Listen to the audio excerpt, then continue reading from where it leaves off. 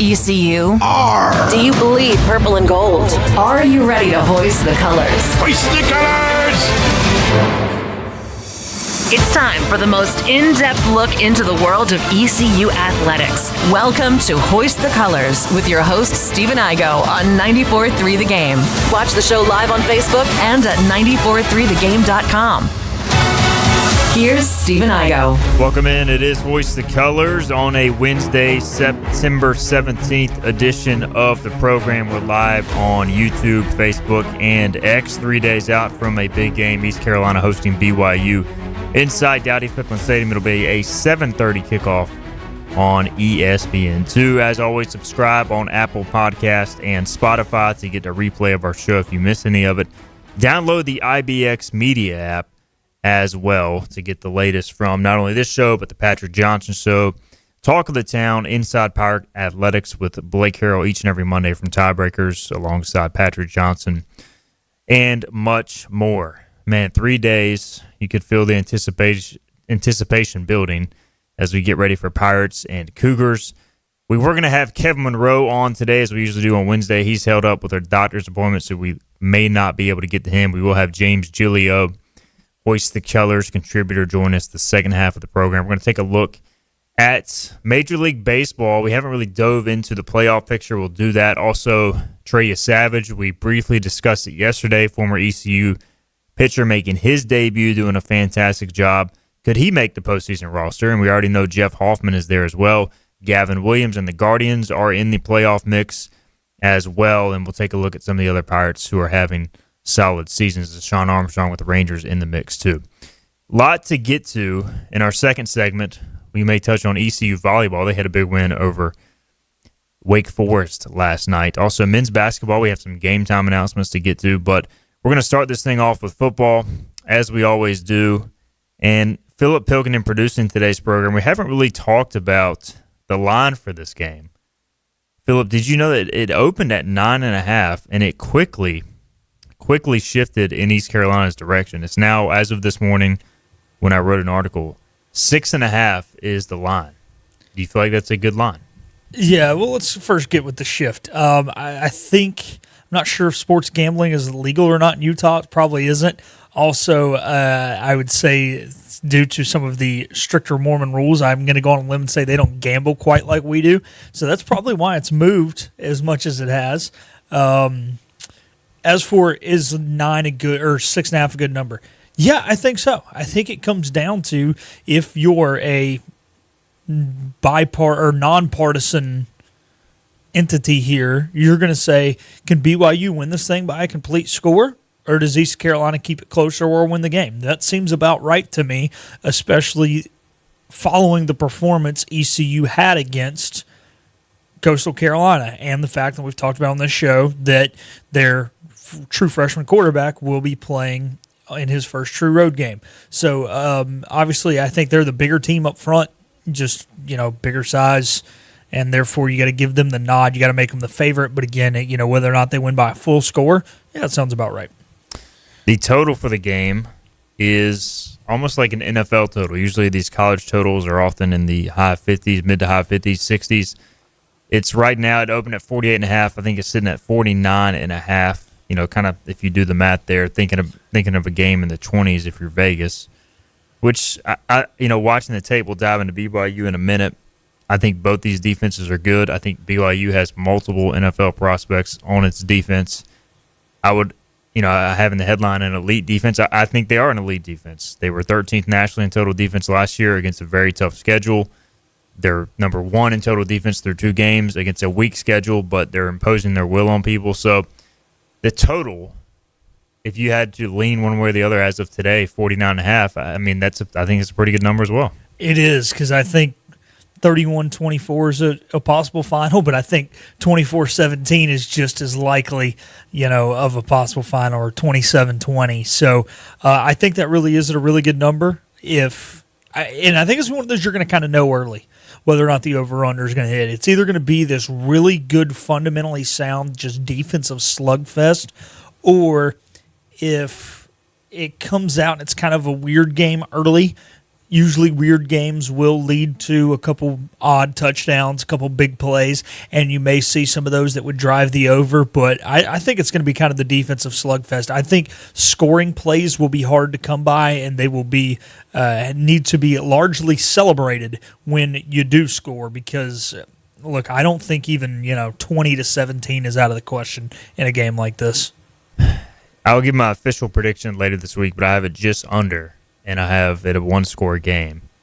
And I think it's a great number. I've been watching a lot of BYU. We've got a lot of comments we'll dive into here in a minute. But, look, let me preface this. Look, they've played Portland State and Stanford. So 2 FCS teams? I mean, essentially. And Stanford did beat Boston College, but, that's true. You can just watch the ball, or you watch the trenches on the snap, and, Stanford is getting – especially the offensive line of Stanford, or the defensive line of Stanford, the BYU offensive line is just destroying them at the point of attack. So they're legit in the trenches.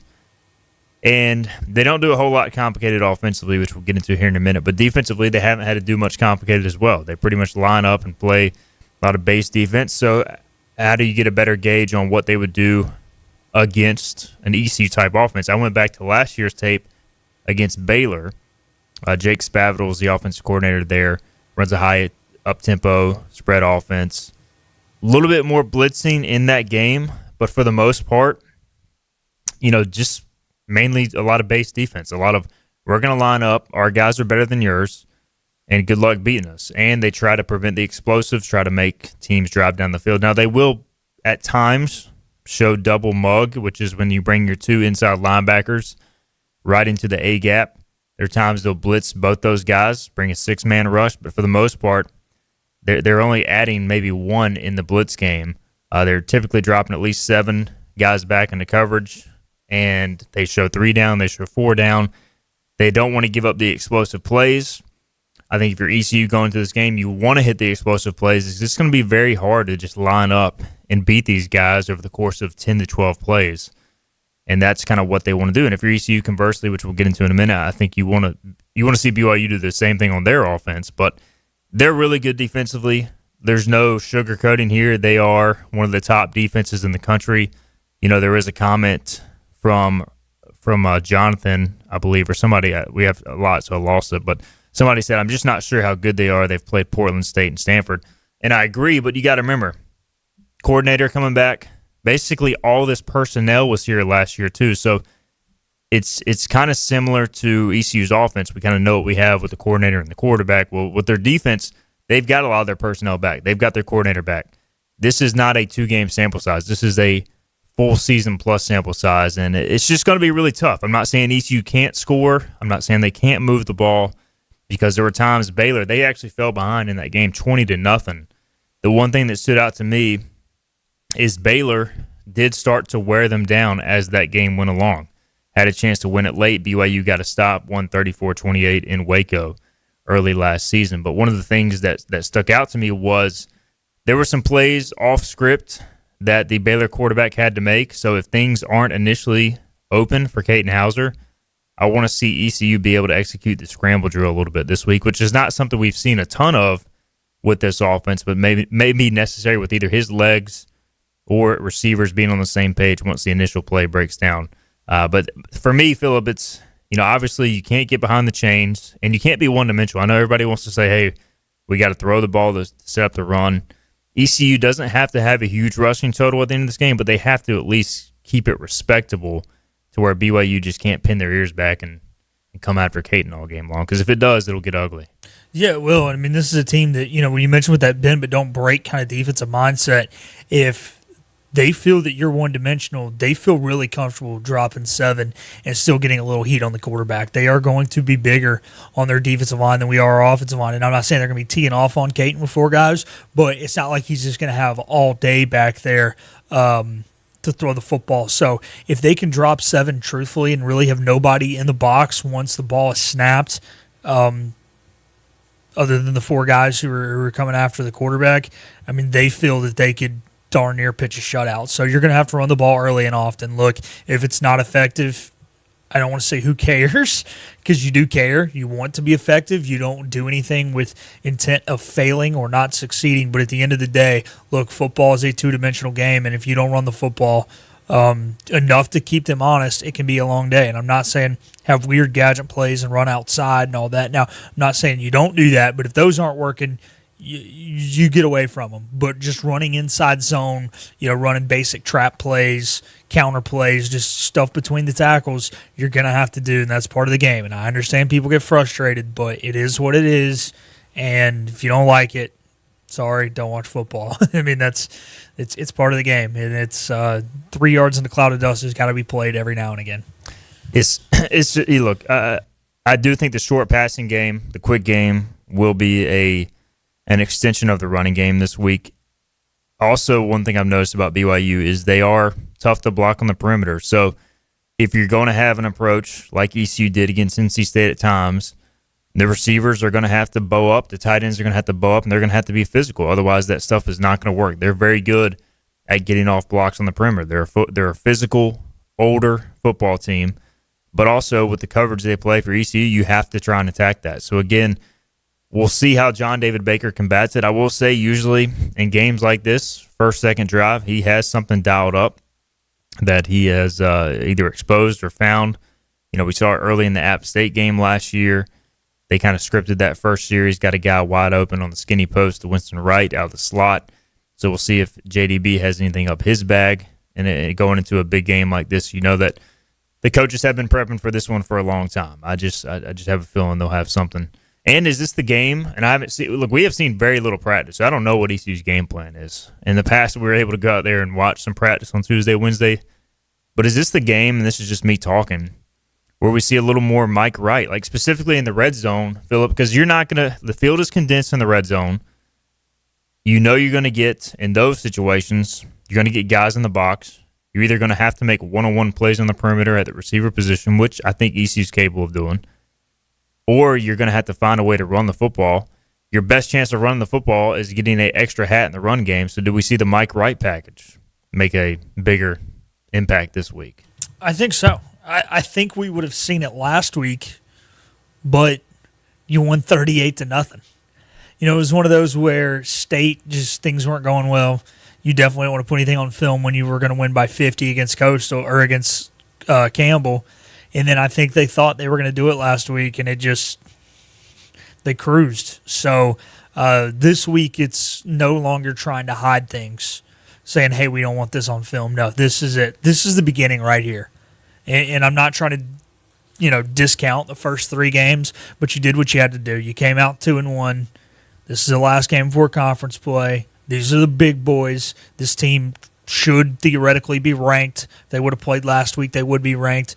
Now it's time. It's time to throw everything with the kitchen sink at them, and whatever works.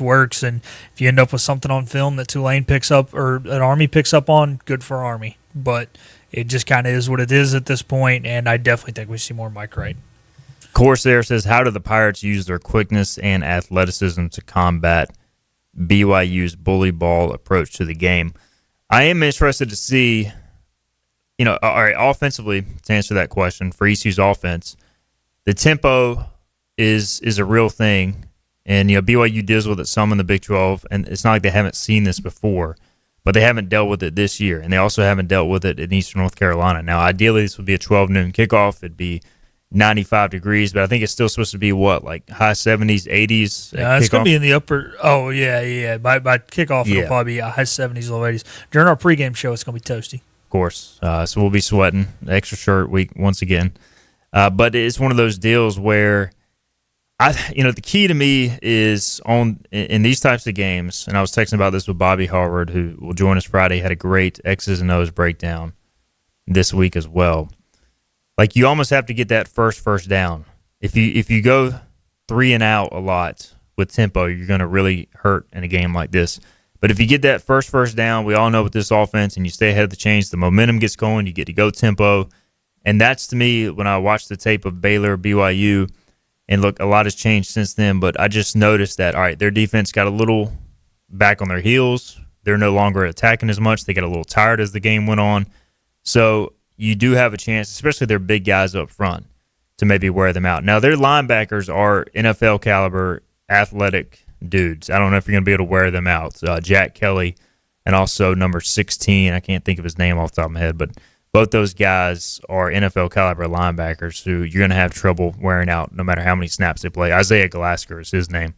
They're solid in the secondary. Again, they haven't been challenged quite like this this season. And so I think for me, tempo, I will be watching that. The other thing is more than ever, and we say this every week, Philip, but more than ever on both sides, explosive plays. Like, who is going to have a breakdown on one play? Is a guy going to slip and fall and lead to a wide open receiver? Is there going to be a busted coverage? And the offense is able to take advantage of that in this game, or have a defensive score, a defensive touchdown, or a special teams play. Like, those huge plays, I think, are going to make a bigger impact than ever before, especially this season, but maybe in recent memory in a game like this, which I do expect points to be hard to come by. No, I agree with you. If you can steal one, I mean, it's one thing to steal one in a game that the final score is going to be 49-42. It's another thing to steal one in a low-scoring game, right? And, you mentioned the explosive plays. And explosive plays can come one of two ways. You mentioned the slip or the busted coverage, and that's the most likely way that one happens, right? But if you can get the ball to a guy in open space and he can make one guy miss, and I think there are weapons on this Pirate offense that can make guys miss in the open space. And what originally looked like, a medium distance out route, a 10 or 12 yard out against man coverage with no high safety help, if you make that corner miss after you catch football, you could be doing a dance in the end zone. So it can come in a multitude of ways, and you just got to find ways to make it happen. And like you said, this is going to be the game right here. When we say 6, 7, 8 plays define a football game, it will just be 6, 7, or 8 plays. And look, they're going to be damn near split 50-50, but what's going to happen is that one team's going to win 4 and the other team's going to win 3 of those plays. And the team that wins 4 is going to win the football game. That's why the total is what it is. That's why the spread is what it is. I'm expecting a one-score, lower-scoring game, and we'll see how it plays out. And does that lead to Blake Harrell calling a different game from a head coaching perspective? We'll get into that maybe a little bit in our next segment. Again, we're looking to get Kevin Monroe on. Looks like we're unable to get him today as he's head up in a doctor's appointment. But we'll discuss that. Also want to give a shout out to volleyball on the other side, talk about some men's basketball game times that haven't announced, and more. Keep your comments coming as well. This is Hoist the Colors on a Wednesday. The team of Flatlands Jessup is working overtime to help ensure that Eastern North Carolinians like you get the health insurance help you need this open enrollment period. New legislation passed, meaning more people than ever qualify for affordable coverage. Let us help you today. Big tax credits are back. Get a 30% tax credit, up to $2,000 off your new Mitsubishi electric heat pump install. Let Comfort Master help you take advantage of the tax credits with a qualifying Mitsubishi electric ducted heat pump or non-ducted Mitsubishi electric mini splits. Mitsubishi electric mini splits are ideal for bonus rooms, garages, or sunrooms. If you need a new HVAC unit, call Comfort Master today. Call Comfort Master. Call Comfort Master. You know what the problem is with standard belts? Usually you have to choose between too tight or the opposite, too loose. But with Anson Belt & Buckle, you don't have to choose. We got rid of the holes and instead have a track system designed for micro-adjustability. That way you can enjoy a perfect fit every time. Anson Belt & Buckle. Find your perfect fit today.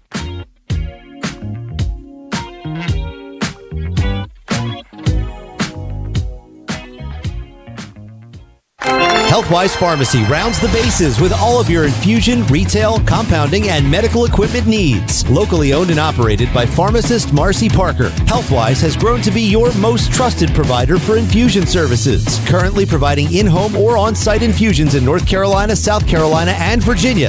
Visit Healthwise Pharmacy at 615B South Memorial Drive or call 252-295-0059 to speak to a patient service representative to find the option that best suits your needs. Tired of the 1-800 numbers advertising Medicare products? Flatlands Jessup has 6 offices all throughout Eastern North Carolina. Get face-to-face help from our local award-winning licensed team. Stop by today. Flatlands Jessup, your whole world covered. The best burgers around. Everyone loves a thick, juicy, and fresh burger. Tiebreakers does real burgers better than anybody. And don't forget about the cheese sticks, fresh salads, and more. So don't just go to any burger-themed restaurant chain. It's time to break the chain and eat local. Tiebreakers, burgers and sports at its best. Go Pirates! Arg! In this age of globalization, we've learned that bigger isn't always better. Ever tried to get phone help from a big corporation from a real person? Right. That's what's so nice about Phelps Chevrolet. After more than 50 years serving our community, Phelps remains family-owned and operated. Mike, Daryl, Wave, West, Alan, and Clay deliver hometown service and integrity, same as always. They share your experience, they share your values, and they are ready to help with any motoring need. Come get you one. Climb aboard as we set sail and hoist the colors. Ahar, matey! Back to the show with Steve and I go on 94.3 The Game. Colors here on a Wednesday. We got a couple comments I wanted to address in a minute. I did want to give a shout out on a couple things. We have a big volleyball victory last night. East Carolina in their home opener, by the way, taking down Wake Forest in 5 sets. They were actually trailing 2-1, came back and won the final 2 sets to take down the Demon Deacons. Heck of a job by Adler Augustine. They're now 8-1 on the season, doing a great job. They do have another tough weekend upcoming in Chapel Hill and Carmichael Arena. They'll take on Kansas State on Saturday and number 25 North Carolina on Sunday before getting the conference play. But just wanted to give them a shout-out. Big-time win for ECU Volleyball, now 8-1 on the season. Something else to bring to y'all's attention. I was texting with Grady Dillon yesterday. Men's basketball schedule, the tip times for non-conference home games are out. You can check them out on ECUPirates.com. The season opener, Georgia Southern, on Tuesday, November 4th, 7 o'clock tip. A lot of these will be 7 o'clock tip-offs on weekday nights. Also, last week it was announced the Fort Myers tip-off, the Michigan State game on November 25th. That Tuesday before Thanksgiving will be a 1 o'clock tip on FS2. The St. Bonaventure game on FS1 on Thanksgiving will be at 12 noon Eastern at the Fort Myers tip-off. There's also a couple of weekend day games, which me and Philip are not excited about. UNC Greensboro on Championship Saturday in college football, December 6th. That'll be a 4 p.m. tip-off. Maybe the Pirates will be playing for a conference title that weekend. Yeah, maybe they'll be playing the night before because I think our game's Is it a Friday night? Okay. Yeah, I think so. Unless they've changed up the schedule this year, but I think it's the ESPN or ABC Friday night at like 8 o'clock. And then December 14th on a Sunday, 1 p.m. tip-off, first Buffalo. Middle of NFL Sunday. Look, I love ECU basketball, but that is a game depending on the Broncos standing, may not be attending. Yeah, I mean, it's not an ECU basketball issue. It's a college basketball issue. Like, they shouldn't play Sunday college basketball games till after the Super Bowl. I mean, it just, like, other than maybe the weekend, I guess, between conference championships and the Super Bowl, just, like, join together NCAA and say we're not playing games on Sunday. And then the other thing, like, conference championship Saturday, I guess now that the college football playoffs expanded, maybe it's not as big of a day. Well, it is for some because, the automatic qualifiers, but I don't have as much of a problem with this, but it does still kind of stink. I remember this happened 3 or 4 years ago, and the reason I remember is because TCU was playing in the conference championship game, and Houston McCullough, who used to be part of the creative team with ECU, she went there, and we're, like, sitting up on Media Row, and she's, like, not watching this ECU basketball game at all. She's just, like, going ape what on the TV, which you can't blame her. Chance, to win the Big 12 championship game, so yeah, I don't know. I don't love that one either, but maybe not as bad as an NFL Sunday. Yeah, neither one's great, but only 2. Now, that does not count conference games. Yeah, conference play. Yeah. I mean, last year was the first time we had conference championship NFL Sunday where we didn't have a home game in like 4 years. But we did have Week 18 NFL Sunday instead. Like, it's just ridiculous. And that's on ESPN, the TV. Yeah, that is. They just want to slot the American in those spots. They can put ACC women's games on then. Yeah. It is a point of contention with me and Philip, but I just wanted to bring that to everybody's attention that those times are out. You can view them. All right, some more comments here from Kenny Curlins. Our screen game can hurt them. The bottom line is to protect the ball and create turnovers. Johnny Stats coming in with some stats. Caton Hauser was 23 of 23 for 202 yards, 2 touchdowns on passes under 10 yards against Coastal. So the short passing game, which everybody complained about against NC State, was working against Coastal. A lot of times this comes down to perimeter blocking. We had a question, can the pass open up the run in a game like this?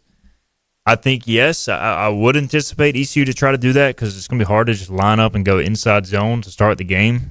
BYU at times shows a lot of one high with their safety, which means they're going to have a pretty full box, and especially their corners at times will get up and press. If they do that, I wouldn't be surprised if ECU takes some shots. If they drop back into a lot of cover 3 or cover 4 or cover 2 high, then maybe you start to work the underneath a little bit more. But a lot of it depends on what you get. The other thing is you have to kind of go back to last year to really get a gauge on how they're going to play an offense like this. Stanford and Portland State are nothing like what ECU is going to present to BYU on Saturday. So it'll be an interesting chess match early to try and figure out.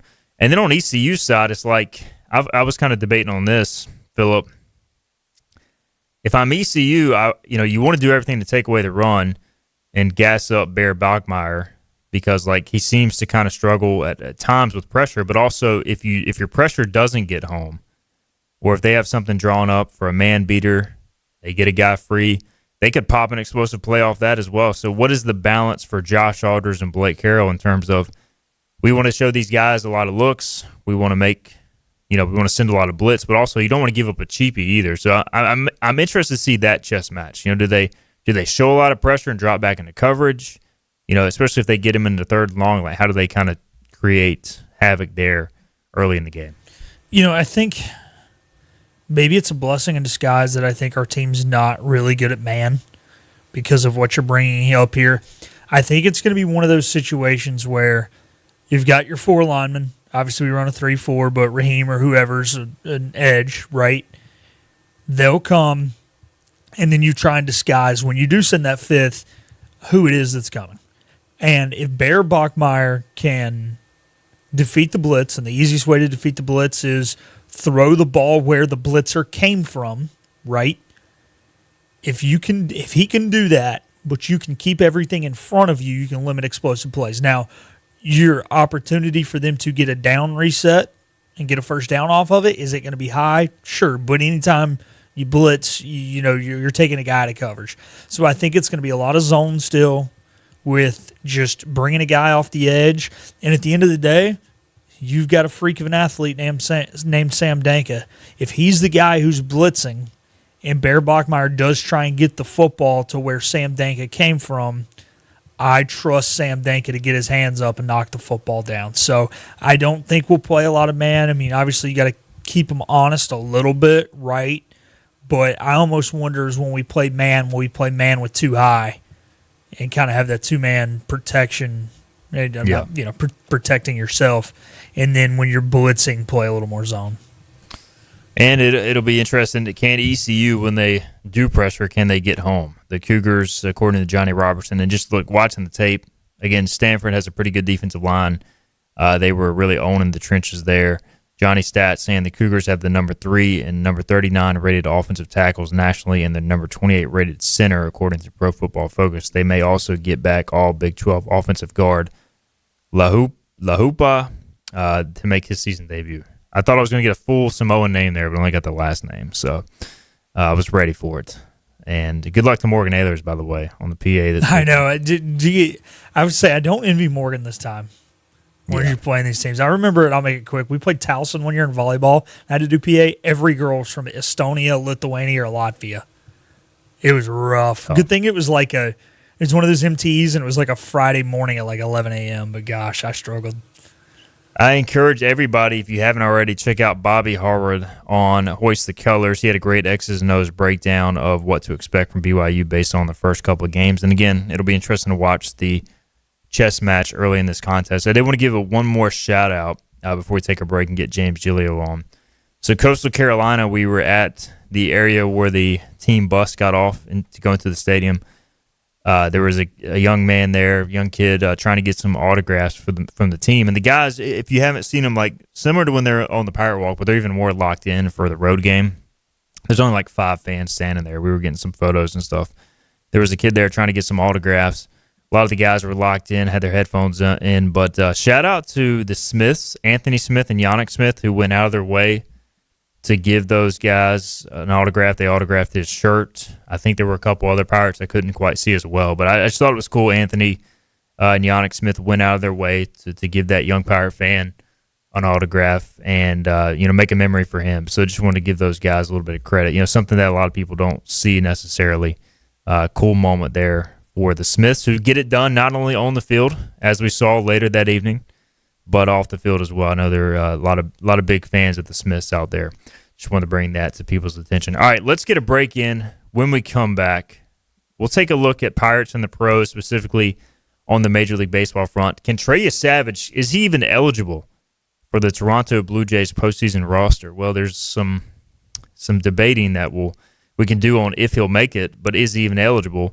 Apparently, he's going to need permission from the commissioner's office to get it done. So we can get into that, a whole lot more on the MLB front, what other Pirates could be playing in the playoffs as well. This is Hoist the Colors. James Gillio joins us next.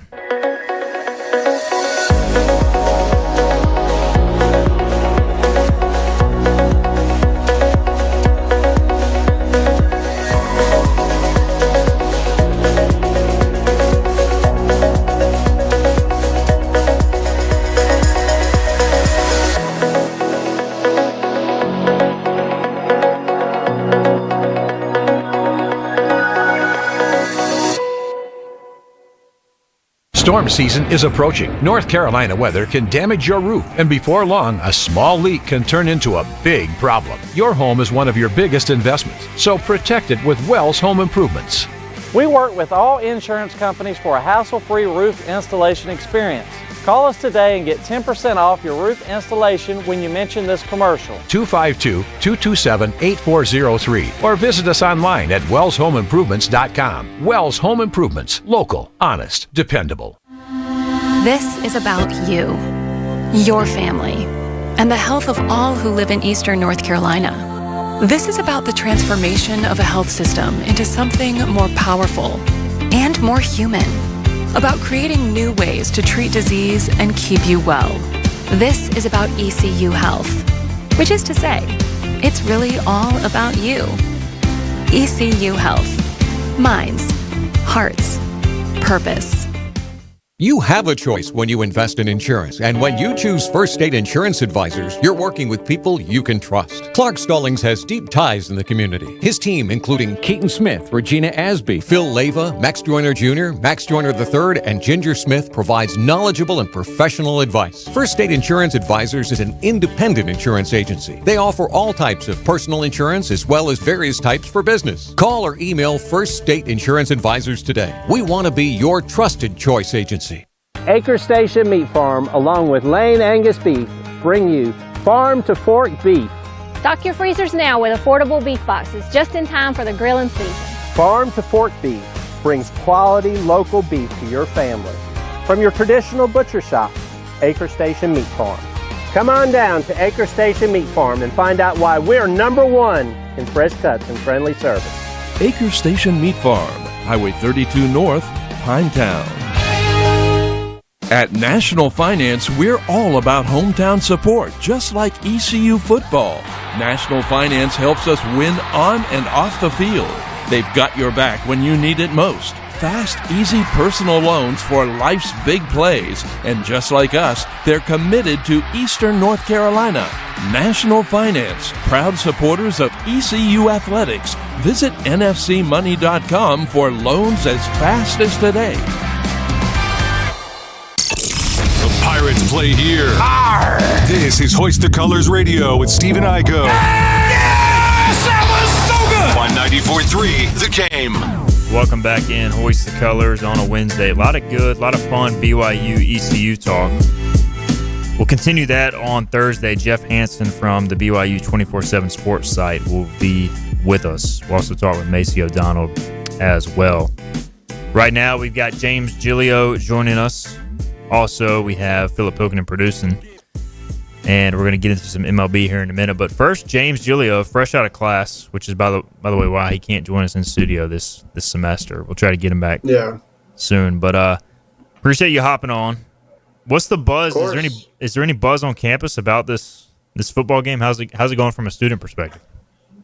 Yeah, I think there's a lot of buzz right now. For me, specifically, this is probably like the fourth game where I've been looking forward to the game at the end of the week, during the whole week. I mean, probably App State last year, and then the Military Bowl, and then State this couple weeks ago. So I think there's definitely a lot of excitement going into it. I expect a full stadium, and then based on talking to some of my friends that obviously follow sports, they're pretty excited. And it's family weekend, so my parents and their friends that are coming with them are also excited. It is family weekend. Does that mean we're going to see Joe Gillio in Dowdy-Ficklin Stadium again? He will be there Saturday, yes. All right. Hopefully he can bring better luck this time. He will be there. Than his past visits. I don't know, any early prediction from James Gillio on how BYU goes? I want to pick BYU to lose, but I don't know. I was wrong about State. I've just been wrong about a lot of picks so far this college football season, and I just don't want to be wrong again. So, I might just play it safe and pick BYU, but I don't know. If I'm being biased, I think ECU will be competitive, and maybe they're probably winning after the first quarter, maybe only down by 3 going into the half. But right now, I'm probably going BYU 35 or 38 to maybe ECU 28. All right, pick the Cougars. That way the Pirates can get it done and get a victory. All right, so the other thing we want to talk about, we may circle back to BYU in a little bit, but we're going to talk some MLB. How does it make you feel, James Gillio? You were covering Trey Savage not too long ago. Now he's pitching. You're a Yankees fan. He's pitching for a division rival. You're probably going to see a lot of Yankees swing and miss at the splitter over the coming years. How are your conflicted feelings about Trey Savage right now? To me, it's awesome to see Savage go out there and play lights out. He had the 9 Ks in his debut, and it's awesome to see him help the Blue Jays get a win. It would help, obviously, if he wasn't contributing to Blue Jays wins when the Yankees are trying to catch them in the playoff race and for the division. But nonetheless, definitely happy for him. And like you said, it's cooler for me personally because there are other ECU players in the majors right now, but it's definitely cooler for me at least because I actually got to see him play in person. I actually got to cover him, so definitely a connection there. But it's just great to see him play lights out in his debut. James Gillio, Hoist the Colors contributor with us, Philip Pilkin too. All right, let's get into some of the, we'll kind of include the ECU factors with the MLB playoff race as we discuss this. As we just have a week and a half left in the regular season right now. We'll start in the AL East, and we'll start with the Blue Jays from the standpoint of they've got 2 Pirates. We just mentioned Trey Savage. They also have Jeff Hoffman. He's their closer. Honestly, has not had a great year, but they've stuck with him as the closer. For those who haven't been following it, the Blue Jays are the best team in the American League record-wise right now. They are 89-62, 5 games up on the Yankees. Their magic number is getting down there, so they're close to clinching the division. So we know Hoffman will be on the postseason roster. We were talking pre-show. Trey Savage, he is currently ineligible for the postseason roster. Now, last year, Jackson Jobe came up with the Tigers after the September 1st deadline. He got a commissioner exemption, and he was eligible for the Tigers in the postseason. So theoretically, the Blue Jays could do that.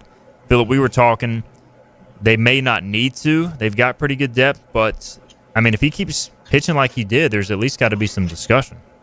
Yeah, there's got to be discussion if you can get it. Now, I do want to remind people right now the MLB rosters are at 28, right, for September call-ups. They will go back down to 26 for the playoffs. They currently can have 14 pitchers on the roster. It will only be 13, so there will be one less pitcher. I think they're pretty set at starter right now. And just with his volume of innings he's had this year, we talked about it pre-show, the highest volume of his career, he would more be using a bullpen role. Now, if the Blue Jays have a weakness, it's probably the bullpen. Not that it's a bad bullpen by any means, but for the team that does have the best record in the American League, I would say it's a slight weakness. So if he could have an opportunity to go out there and throw as a bullpen guy, I think especially with his swing and miss rate being as high as it was, I think there's definitely an opportunity for him to see some postseason action. But also, the tough thing is once you put a guy on the postseason roster, he has to remain for the entirety of that series. And as much as I think we know what Trey can be, he's still young. and he has never faced adversity in Major League Baseball, right? So as good as it was the other night, of course he faced some adversity in that first inning and worked out of it, but you never know. So they would possibly just give the nod to a veteran guy over him, just kind of by default. So looking around, also, we know Jeff Hoffman will play a big role. If you need a reason to watch the MLB playoffs as a Pirate fan, watch the Blue Jays. Jeff Hoffman is likely going to be their closer in these playoff games, and we'll see how that goes there. Of course, he did it with the Phillies in prior years, so he has postseason experience. Sean Armstrong has been phenomenal for the Texas Rangers, former ECU Pirate. Quietly has kind of turned into their closer as they have had a ton of injuries, a rash of injuries, but on the season he's made 65 appearances, 2.39 ERAs, 4-3, also has 9 saves. The Rangers were surging. Now they have lost a couple in a row to the Astros, 3 in a row overall. They're 3.5 out of the wild card behind Phillips Red Sox. The Cleveland Guardians are 2.5 out of the wild card. All of our teams as of today, if the season ended today, knock on wood, the Mariners, Red Sox, and Yankees would be in the playoffs. And I got to be honest, guys, like, as a fan of baseball and as a fan of the American League, this feels like the most wide-open AL playoffs I've ever seen. I don't know, James. What are you thinking kind of going into this thing? Yeah, definitely wide open. I mean, I keep thinking to myself, I'm like, dang, like the Yankees, we're falling behind. We're not going to win the division. We're not going to have that first-round bye. But I'm also thinking, I mean, there hasn't really been a clear-cut team in the American League, at least, that's been like, okay, this is, the for sure best team in the league. I mean, the Tigers were really hot to start the year. They've kind of cooled off. Toronto's definitely been surging, but they're also vulnerable. Seattle's now kind of surging. And then you also have Houston there, who's been, pretty good this season, but they've had their slumps. Obviously, Boston, they've been okay. Roman Anthony's now hurt, so they're kind of getting banged up. But yeah, definitely a wide open American right now. And I've seen a lot of predictions with all 3 of our teams in the World Series. So I'm very excited to watch it. And I think it's going to be a very fun and interesting playoffs. All right, I got a question for both you guys. So it seems like since they've gone to this format, there's always 1 or 2 teams that get a bye that come out flat. Now, like the Dodgers have kind of been the exception to the rule. When we sit here on September the 17th and say there's not a clear-cut favorite or a couple favorites in the American League, could a bye be a bad thing? I'll go first. I think, look, if you gave me the option, the Mariners are 2 games behind the Tigers. If they were to win the division, they could theoretically still get a first round bye. I would take the bye just because it guarantees you're in that divisional series. But it honestly does not upset me, the thought of them hosting the wild card round, because like they're hot right now. You almost want to keep that momentum going, and like you just know in baseball, man, if you get out of rhythm, you're what are you pretty much guaranteed 4 or 5 days off if you get a bye. So like, I mean, you have 5. You're going to play Sunday, and then you're not going to play again until the following Saturday. That is longer than the All-Star break. Yeah, so it throws you out of rhythm, and it feels like there's always a team. I know last year was maybe the exception. It feels like there's always a team coming out of that wild card round that gets hot and makes a run. So like, I guess my answer is I'm not upset either way. I'd take the bye, but I won't be upset if Seattle has to play in the first round. James? Yeah, like Steven said, I mean, I'm fine with it either way. Definitely the bye, though, has killed some teams in the past. Last year was definitely an exception. Both 1 seeds were in the World Series. For the Yankees, I think last year the bye was really good for them. Got a chance to stay healthy, and they only had to beat the Royals and Guardians to get to the World Series. So I think this year, I mean, I don't know. I think with a wide open race and a lot better teams than there were in the American last year, I think I prefer almost to play in the wild card round and get hot. The thing is with the wild card round, though, you get 2 chances, right? You lose the first game, your backs are against the wall the second game, and then you have to force the third game. So there's not as much leeway, but you do get a chance to stay hot. Just won a super regional, baby. It ain't that hard. That's basically what it is. At least the Pirates aren't playing in it, so we know. No, Paul Skeens and the Pirates have been. The other Pirates. Yeah, we know the ECU Pirates cannot win a super right now. This is the year, though. So again, AL, just to reset. Right now, the Blue Jays, Tigers, Mariners are leading the division. Seattle is the closest race. Seattle's a half game up on Houston. Those 2 teams play this weekend in Houston, so that'll be a vital series for obvious reasons. The Yankees, the top wild card team right now, which means they would host a wild card round, and then the lowest division winner hosts the final wild card team, which as of now would be Red Sox and Mariners. Philip, how are you feeling about that? Boston's okay on the road right now. They've lost 9 of their last 13 at home. So get me on the road. Sure, I'll feel okay about it. The other thing is Boston can't beat bad teams, and I think the Mariners are actually a decent team. So I feel like Boston at least has a chance. But right now, I'm playing a lot of bad teams at home and playing a lot of bad baseball. Let's look at the NL real quick. We did have a question about Cal Raleigh versus Aaron Judge for MVP, which James and I can debate. But NL-wise, look, the Brewers have been just randomly incredible like they always are. They're 92-59. They're going to win the division. Most likely. The Cubs are the top wild card team. Also out of the Central, the Phillies with the East. They're going to win that division as well. They have won it. Okay. They won it not last night, but the night before. They have clinched because the Braves and Mets have underachieved, especially the Braves. The Dodgers are leading the West, although the Padres are still 2 games behind there, so that is coming down to the wire. The wild cards right now, Cubs, Padres, Mets, in that order. The Diamondbacks, could they do it again? They're only a game and a half out behind the Mets. The Mets have, I know they've won 2 in a row, but just atrocious baseball down the stretch. The Reds are 3 back. The Giants are 3 back with, 11 games to play. So, I don't know. Any thoughts on the NL, gentlemen? We'll start with James. I think I'm not high on the Brewers at all, I'll be honest. I think the bye is going to kill the Brewers. They're kind of a team that's been playing with a lot of momentum this year, and they get streaky. I could see them being kind of like the Orioles a couple years ago, winning over 100 games and then getting swept in the divisional series. I think the Dodgers getting to play in the wild card weekend and get hot early is very dangerous for the National League, and I think the Dodgers are going to end up back in the World Series this year. Yeah, and building off your Dodgers point there, the Cubs are kind of in that same boat, right? They did not have a great August. They're playing the best baseball they've played maybe all year. So the fact they're going to end up in that wild card series, I think, is going to be huge for them. Most likely not going to get a Cubs-Dodgers, but if some weird thing played out where you did, the winner of that series, wow, but then the loser of that series doesn't even make the DS. But, we talk about the Mets fall from grace. Let's talk about the Giants fall from grace. You mentioned them and the Reds are 3 games back. The Reds have just kind of been up and down all year, not a lot of consistency, not a team you're really worried about, but they could find their way into the playoffs if the Mets continue to mess up. I don't see any path where the Giants make the playoffs. The Giants are playing like the worst baseball since they traded for Rafael Devers. I mean, they're worse than the Rockies, I think, record-wise since then.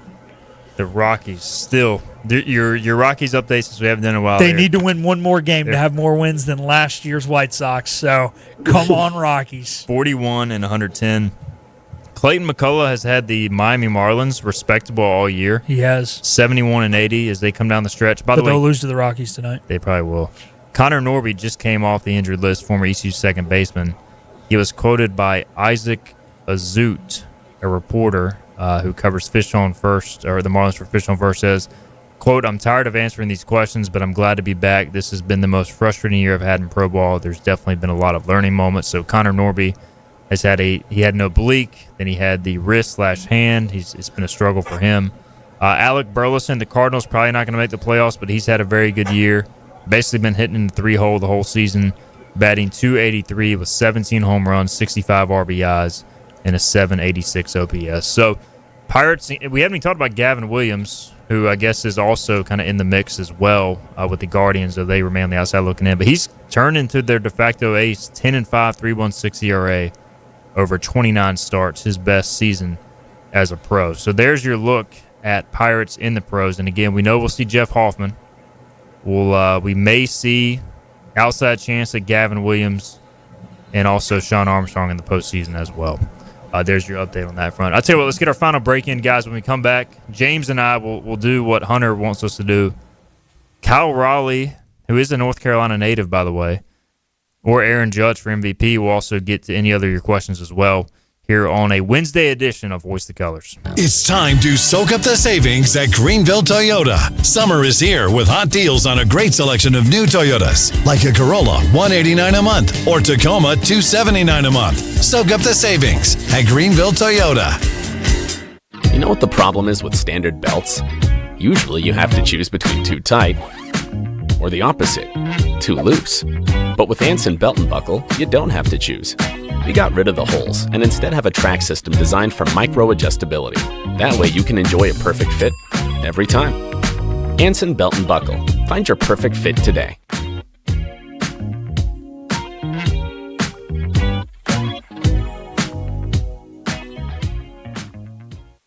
Daughtridge Gas and Oil has been your dependable propane supplier for 95 years. Their trained technicians can service and properly install all your propane and natural gas appliances. Plus, Daughtridge Gas and Oil is your backyard expert with fire pits, grills, smokers, and more, including quality outdoor furniture at their Greenville Patio and Hearth Shop at 1901 Charles Boulevard. Go by and see the knowledgeable staff at Daughtridge Gas and Oil for propane delivery or call 756-1345.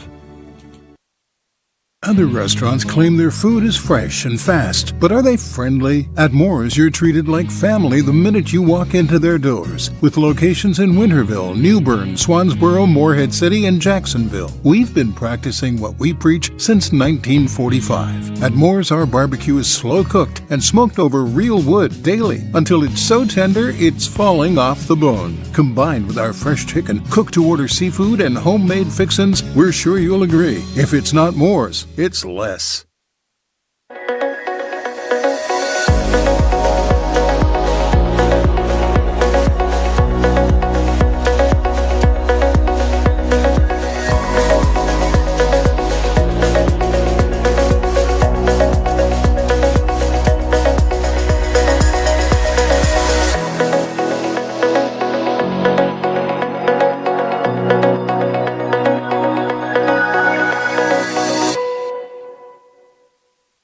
My hair is definitely a reflection of who I am. Wild, fun, fiery for sure. It just goes with the flow. Me and my hair, both untamable. I wear it how I feel. Feel fearless. Feel empowered. Look fantastic. Look fantastic. Look fantastic. Feel unstoppable. Unstoppable.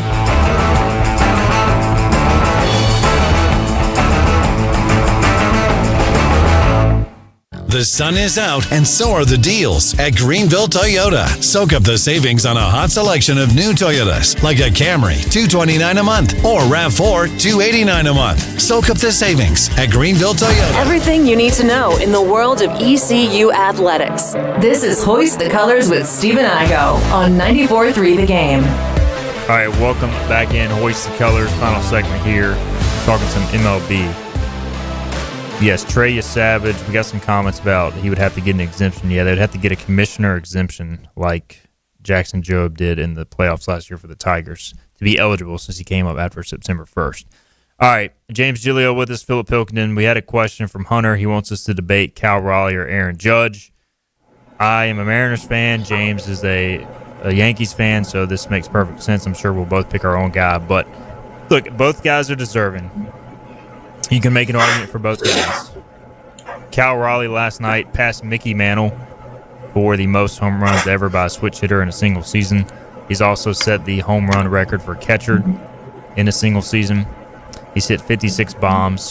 He's batting .247 with a .951 OPS. Aaron Judge is hitting .326, 48 home runs, 103 RBIs, a 1.127 OPS, which is ridiculous.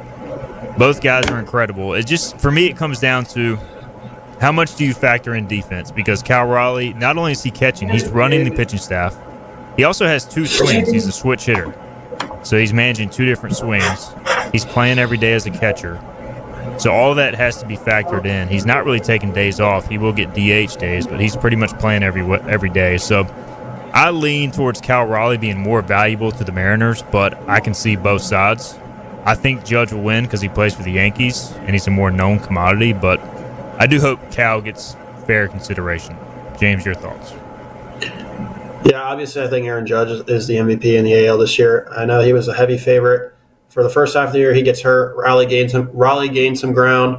And he's leading the league in home runs, but Judge is leading, I think, in pretty much every other stat, batting average, slugging, OPS.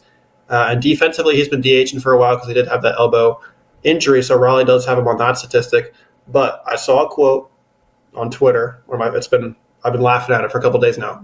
If you dropped Aaron Judge's OPS by 180, he'd be Cal Raleigh. And if you dropped Cal Raleigh's OPS by 180, he'd be average. So I think that settles it for me. I think Aaron Judge is the MVP.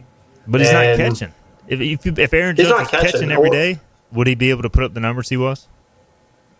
No, he wouldn't. But the thing is with Judge is, he's, I think, just as valuable, I guess, leadership doesn't really count as stats. But I mean, he goes out, the Yankee season's over, right? And we saw that they slipped at their worst stretch of the year when he was injured. So I think that shows his value at least a little stretch when he's not playing. Unfortunately, I'll make it quick. MVP has become a hitting award. Therefore, it should go to Judge. But if you do most value to the team, just the ability to command the staff the way he is, I mean, it's like, true, it's almost like catcher's kind of like next important position behind quarterback, where like how well you command the offense, how well you command the pitching staff. So like he's got more value, I feel like, but Judge is a better hitter. Yeah, look, Judge he's a complete hitter.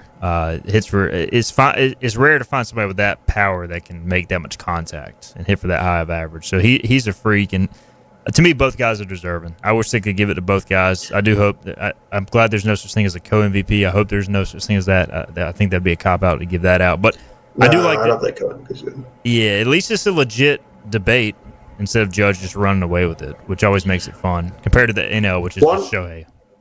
I was going to say one quick question. I haven't heard any buzz about the NL MVP race. Like I'm assuming it's going to be Shohei, but I mean Schwarber. I've heard some news about him, but I mean NL race has been a snooze fest. Yeah, it looks like Shohei on the odds chart, just massive favorite. So Shohei and then Skeens, massive favorite on the Cy Young front. Skubal. What's the odds for the AL? Skubal, slight favorite over Crochet at this point. No, for MVP. Oh, MVP, Judge minus 1,000, Raleigh plus 500. So it's pretty tight. Oh, yeah, it's pretty tight. Yeah. So, all right, we're out of time, James. This was fun, though, man. Appreciate you hopping on talking some baseball. We'll get you back on talking some football. Appreciate you, man. I want to get back in studio soon. So soon. Philip, appreciate you as always. We got to get out of here. We'll be back tomorrow, 12 noon, talking BYU ECU.